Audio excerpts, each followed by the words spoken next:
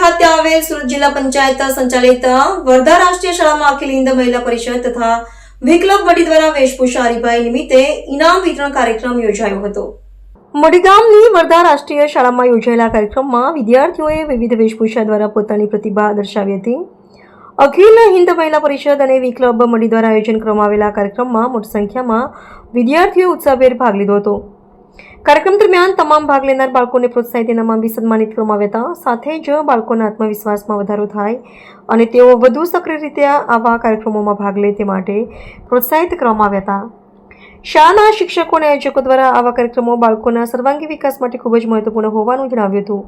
મહિલા પરિષદ તરફથી અને વિક્લબ તરફથી અમે વર્ધા રાષ્ટ્રીય શાળામાં બાળકોએ વેશભૂષાની હરીફાઈઓ લીધી હતી। તેમાં અમે આજે આ પાટિયાનું વિતરણ કર્યું હતું। જે બાળકોએ ભાગ લીધો હતો તેમને અમે આ પાટિયાનું ઇનામ આપ્યું છે।